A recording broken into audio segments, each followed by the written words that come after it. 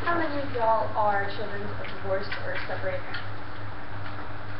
Okay, that is a lot below the national average, which is about 50% of all marriages and divorce. All of us have heard that statistic at least once. Personally, my parents got divorced when I was 4. My mom later got divorced in the middle of my junior year.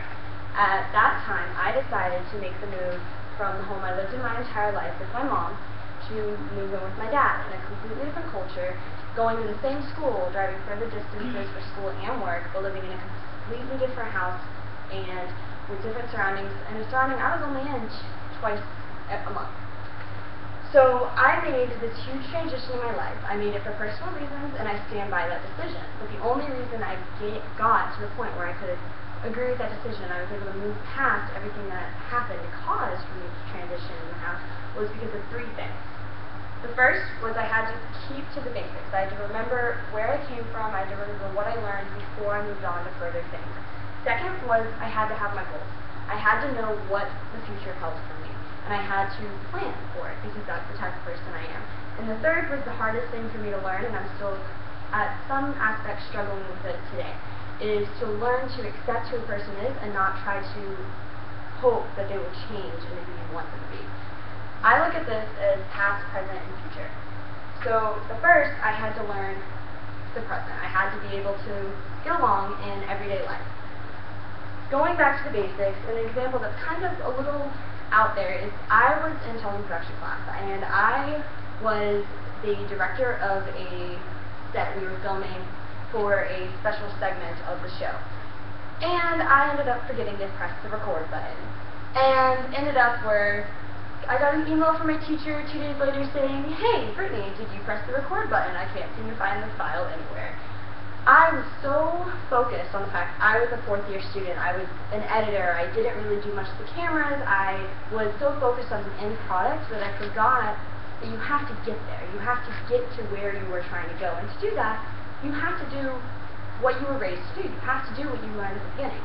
So in my transition, I had to continue to uphold the morals that I was taught at my mom's house, no matter if they were good ones or if ones I probably should learn to do the opposite of. I had to accept where I came from, and I had to use that knowledge to my advantage.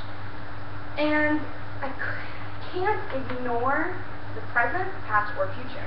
And the next lesson that I had to learn was on my future. I was always a person, I knew exactly where I was going to go. I knew where I was going to go to school, I knew what major I was going to have, I knew what career I was going to have, I knew exactly what I wanted to do. That ended up changing in the last couple months, but pretty much for the last 4 years I wanted to be a psychologist. Well, I decided that wasn't my goal in life. That wasn't what I really wanted to do. And I had to accept that. And that is a lesson I actually learned over summer term. I had to accept that, okay, I can't do things for other people. I have to have my own goals. I had the goal just to help other people. I was going to do everything in my power to help others without realizing what I wanted to do and my passion. So you have to have your goals, and you have to learn from them in your process. You have to understand that no matter what direction you were going, there's a path.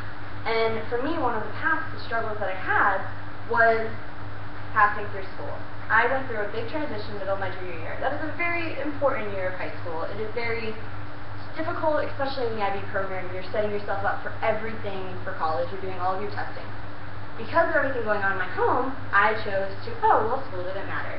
That was wrong. I pretty much failed my goals at that moment for myself, which is something I had to come to accept. So I learned from that no matter what happens to you, you still have to look forward to the next day. You have to look to what's going to impact you later. The last lesson I learned is the hardest. It is on the past. You have to accept your past. Your past, you can't escape it. It's always going to be there. You can't change it.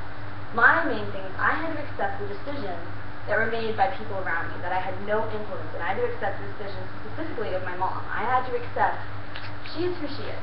I cannot change who she is. I cannot change how she acted. I cannot change anything that happened in my life besides how I went about it. So I had to learn to adapt to my situation. I had to learn to be able to successfully survive my transition where I wasn't in home with my mom. I didn't have to be around her as much, so I had to do it on my own. I had to reach out. I had to learn and adapt on my own without her guiding me there. I had my dad, but he wasn't the same type of figure as most people know, maternal and paternal parents, normally they're not the same perspective on life. So, in conclusion, I had to learn that you don't just need one of the past, present, and future. You need all three. You need every single moment of your life to have a meaning to your future, have meaning to the present, of course, because you are in the present, and you need to learn from your past and accept it. So I learned how to get through my transition. And even though it's not the same for every person, those aren't the same 3 lessons, but they're the same 3 main ideas, the past, present, and future.